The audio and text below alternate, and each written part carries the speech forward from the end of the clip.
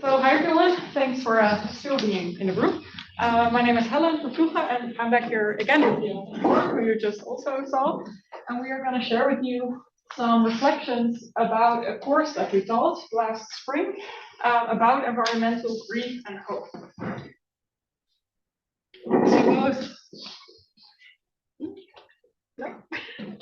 Maybe click on try scrolling with the.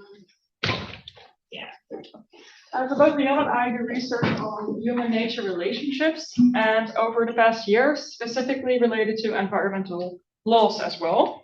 So we focus, for example, on things like environmental grief, but also the extinction of experience, the idea that there's less opportunities and less wishes to experience nature. Also things like the shifting baseline syndrome, the idea that the new generations have another idea of what nature is or is ought to be compared to previous generations, as well as action for nature, so things that people do to protect nature. And within our research, sorry for that.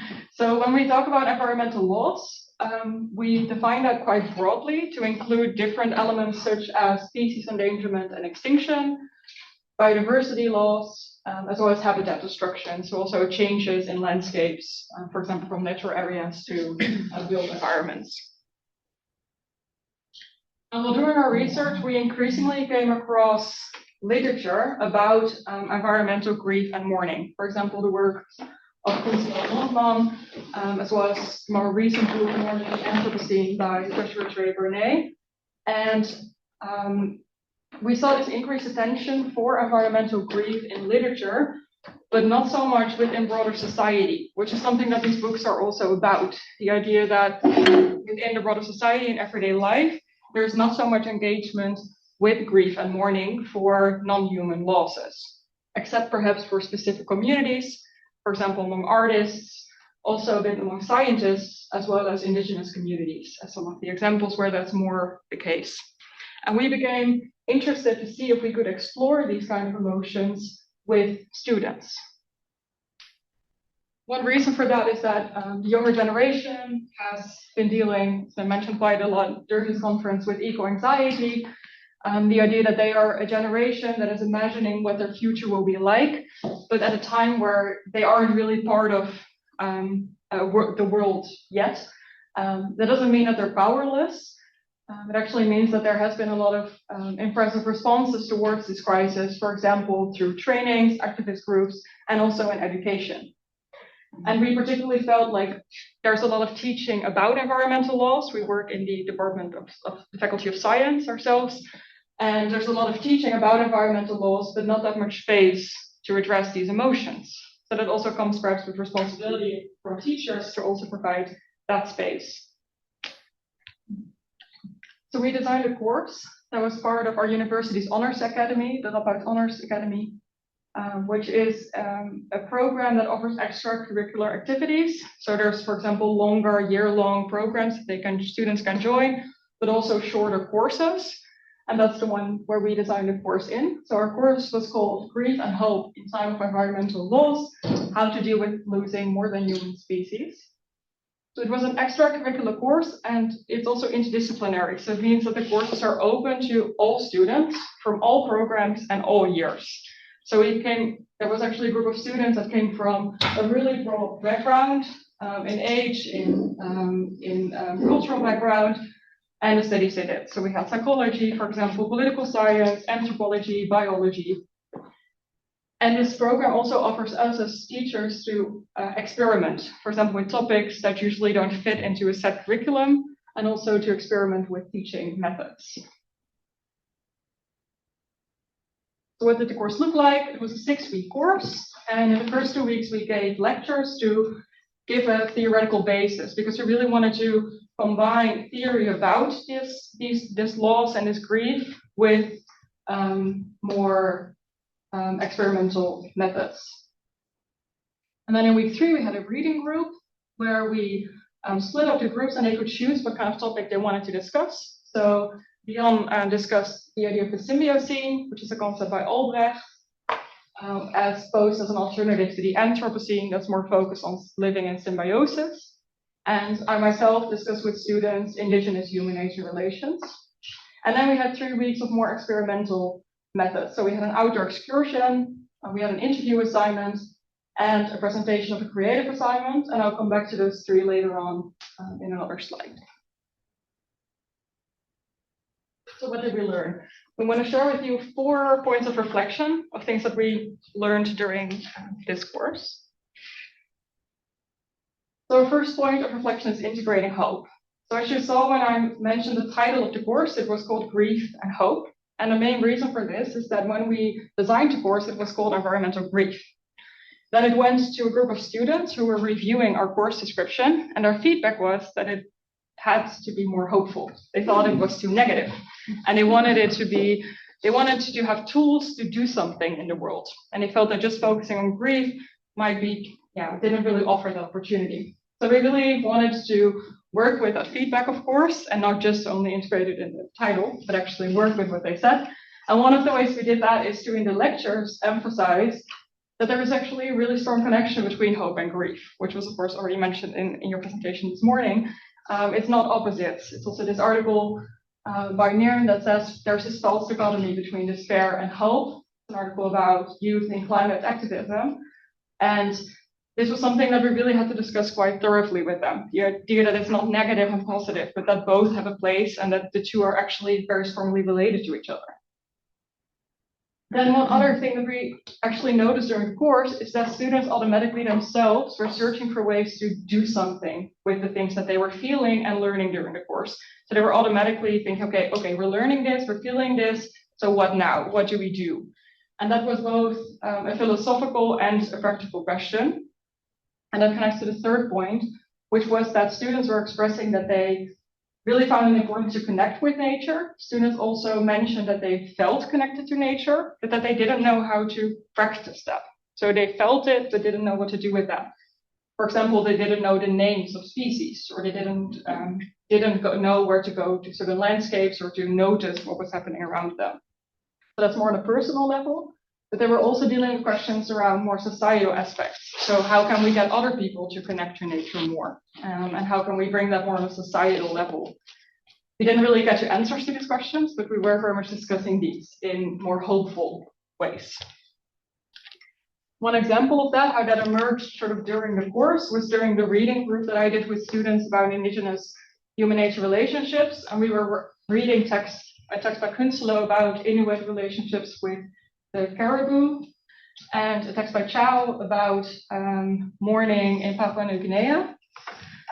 And we ended up having kind of a brainstorm about the kind of rituals that emerged in these texts. So they were, for example, mentioning things like weaving with plants that were being chopped down in the New Guinean forest, as well as things like singing, planting as well, planting new species, and monitoring also, especially among the Inuit, was a way to ritualize also their grief.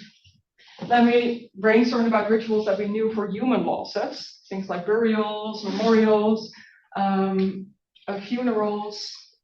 And then we were thinking about ways that we could translate these into more than human contexts. So this was kind of a spontaneous thing that came up, which was meant to also sort of give hand and feet to the things that we were discussing. Then we also made sure to pay a lot of attention to more experiential methods of learning and not just talk about environmental loss, but also really practice it in some sense. So one way to do that was through an outdoor excursion, which was given by a previous colleague of us working on environmental grief. And our main aim with that excursion was to practice attention. So how can we actually pay attention to the world around us and learn about the things that are happening? So we went to, this is a piece of forest, I would say, a forest edge close to our university campus. So it was also an area they knew very well and that they visited quite often, but never really through this lens. And we practiced noticing. So for example, one of the things we did is the plant that you see there in the middle, that's a rhododendron, I don't know the English name. But it's a plant that is an invasive species, for example, and it looks very pretty and beautiful, but once you know that it actually causes other species to not live there, and it's also not a plant that, for example, Dutch butterflies can use, then you look very differently to this plant. So we're kind of practicing these kind of ways of looking. Then we had an interview assignment where we wanted students to find someone else to talk about their experiences with environmental grief, which was meant also for students who perhaps weren't as closely connected to their own emotions about it, to talk about it with someone else, and also just to practice to have a conversation about this, because that's still something that isn't really done that much. And finally, we had a creative assignment, which was the end assignment. And our main idea was that rather than having an essay or test at the end, we wanted them to work with their own emotions and combine that with the theories that we were teaching them and express that in some way that wasn't necessarily words, because there's still a lot of struggle to have the right language to express a lot of these emotions related to more than human losses. So we wanted to give them other options, and they could choose a creative format themselves. So for example, the student made a game. It's a memory game, so with cards where you need to find the same image, but instead the task was to find a human image and match it with a non-human one. So for example, lungs, you could match it with tree trunks. Another student wrote a poem. We won't have time now, but we put it on in the end because it's really worth reading. It's very beautiful. But what's very great to see is that she also integrated a lot of sort of theory that we discussed. Things like the end link, which is the name for the last individual of a species before it goes extinct. Things like the sixth extinction, the symbiosis, biophilia, all concepts that we discussed in the course as well. And there's also a student who made a children's book.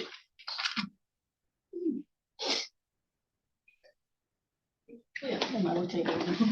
Yeah, so another lesson learned for us was how to deal with theory and experience, because, well, if you want to give room for the emotions the students have, and you want to do that, but at the same time, it's an academic course. And we also, at the beginning already, we were a bit like afraid that, we would end up in therapy sessions of something that we were also not able to deal with. So we just said, okay, we'll see how that happens. But we had the intention to make clear that it's an academic course, to embed it everything in theory. But at the same time, we tried to be open about our own engagement and emotions. And then we'll see whether it worked. And the interesting thing was that the students felt that the theories we discussed, especially in the first lectures, they sort of legitimized their emotions, because they felt that, there's written about this kind of stuff. It's not just something that I feel, but there is academic discourse on this. So that really helped them. Instead of that we felt like we were suppressing it, it was more, it worked well. And at the same time, we experienced how important it was for them to be able to share these emotions with each other. And with us as teachers. So they found peers. They really thought, okay, I'm not the only one feeling all this. Because as Helen explained, it was students from different disciplines, so they didn't know each other. So that was also great that a social psychology student found out that a history student had the same worries, and a science student also. So that was really great. Next one. So I already mentioned that we supported peers. So that was really important for them. That they felt quite, so the emotions they showed in the course were quite intense. Especially the first lectures also, it was intense for us as well. But the fact that they could share that with each other, that was helpful already. So we found that it was also important, and that happened also with the excursion, that also outside of the classroom they could have conversations with each other because they didn't know each other. And also after the discussion, we organized like drinks, and it was very welcome for them because they really, find each other there and were able to talk about these kind of things outside of the classroom. And as we saw in the previous presentation, this is also very important to come from individual action to collective action to find these peers. So we were happy that we could facilitate that. So to come to conclusions, there was a clear need for such a course, because when we presented we designed the course, as you explained already, there's this feedback group, and they were really like, okay, we really want this course, we want this hope included, but we really want such a course. There was also a lot of students who participated, and in the end they really were enthusiastic about this course. And in the meantime, all the universities in the Netherlands approached us like, oh, we heard that you gave a course like this. Can we see the whole schedule, etc. So that's nice. And really felt that the interdisciplinarity was a strength. So we would really encourage if others would also design such a course to look if you can also include this. And as I tried to explain, the balance between academic course and not, like a therapy worked out because the theoretical embedding, but at the same time really make room for these emotions, and not only make room, but taking them seriously. As also Noelle explained, emotions are often in society like, okay, anger or depression, it's not productive. So the fact that these emotions were okay to have, that was really already enough. So we didn't end up in therapy sessions. It was just enough to give room for that and to take them serious. And in the end, also the theory somehow add to that, had an added value to that. And then finally, it's something that we also mentioned in other research, also in Helen's PhD research, that people clearly lack language to talk about environmental loss. And Helen did for her PhD also interviews with birders, for instance, about how they deal with environmental loss. And then we also find that in the beginning, especially in the beginning, but people somehow always use the same words. We don't have that much words. So that also comes from the fact that these emotions are not really expressed in society. And that was also a lesson for us that we hope that we helped in that. But it's also something that you could reflect on itself. Yes, and then we had in the last slide with sort of advice that we think it has added value to include this experiential learning, to go out. It was not just lovely to have an excursion, but it really added something. This community, like stimulating that they find peers was very important. Yes, and then we wrote down that during the course we noticed, we only had 6 weeks, so you wanted to do more every time, but 6 weeks were really short.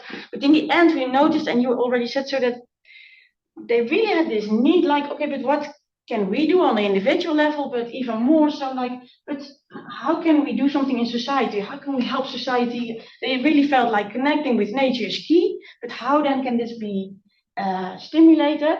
So in the end, we said like, oh, we should maybe also integrate theories on pathways towards more like, oh, what can we do? But the lecture of Jenny this morning gave me also the nuance that I thought like, oh yeah, but it's also a danger to jump too quickly into the solutions. So we already wrote this down, but they learned me that, oh, maybe, we should be careful with this to first that it does not jeopardize the making room for the emotions. So that was really the point. And again, the interdisciplinary set really, really had added value also, because what I really like is that, not only as a teacher, you are telling students things, but it really stimulated the interaction among them. Because, for instance, the lecture on extinction, the natural science student clearly knew more about that.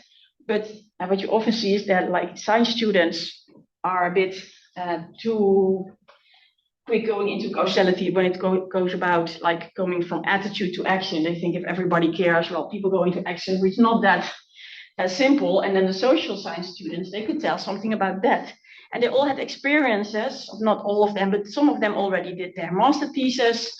And some of them, told things about that on a particular topic. So that really had added value, that they could tell each other things about from their own background, their own disciplinary domain. Which added to our stories. And it gave us, of course, the room to have theories from different disciplines, which is something you need in this topic. It's not a clear domain or something, so that also was complementary. So that was our story. Thank you.